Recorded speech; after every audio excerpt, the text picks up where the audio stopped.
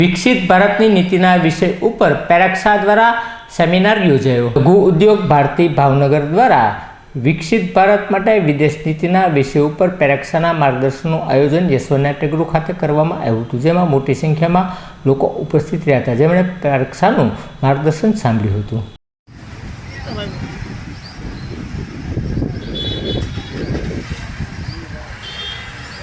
કે વિદેશની કંપનીએ ભારતમાં આવે, ભારતમાં પ્લાન્ટ નાખે, ભારતમાં ટેકનોલોજી લાવે, ભારતના યુવાનને રોજગાર આપે, ભારતની અંદર પ્રોડક્ટનું ઉત્પાદન કરે, એ પ્રોડક્ટ ઉપર મેડ ઇન ઇન્ડિયા લખાયેલું હોય, એનું દેશ અને વિદેશની અંદર વેચાણ કરે અને ભારત સરકારને ટેક્સ ચૂકવે અને ટેક્સમાંથી ભારત સરકારે વિકાસના કાર્યો કરે। દેશની અંદર 48 લાખ કરોડનું ફોરેન ડાયરેક્ટ ઇન્વેસ્ટમેન્ટ આવ્યું। અનેક એવા ક્ષેત્રો છે જેની વાત કરવા જઈએ તો આપણા ત્યાં મોબાઈલનું ઉત્પાદન કરતી બે કંપનીઓ હતી 2014 પહેલા। અત્યારે દેશમાં 236 કરતા વધારે કંપનીઓ છે।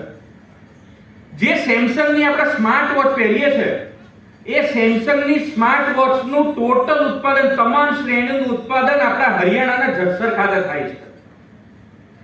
આઈફોનના 25% ફોનનું ઉત્પાદન ભારતની અંદર થાય છે અત્યારે, અને જે મોબાઈલ ફોનની અંદર ઇમ્પોર્ટર કન્ટ્રી હતો એમાંથી અત્યારે ભારત એક્સપોર્ટર કન્ટ્રી બની ચૂક્યો છે।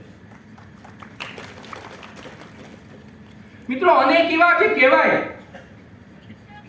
અસોલ્ટ રાઇફલ કેવી રીતે વિદેશ મંત્રાલયનો રોલ આવે, આપણા દેશમાં અસોલ્ટ રાઇફલનું ઉત્પાદન નહોતું થતું।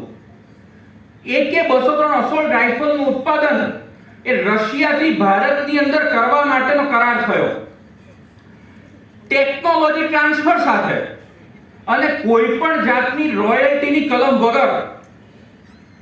આજે પરિસ્થિતિ એ છે કે અમેઠીની અંદર, ઉત્તર પ્રદેશના અમેઠીમાં અસોલ્ટ રાઇફલનું ઉત્પાદન ચાલુ થઈ ગયું છે અને હવે અમેઠીની ઓળખ એ ગાંધી પરિવારથી નહીં પણ અસોલ્ટ રાઇફલના ઉત્પાદનના એનાથી થવા માંડી।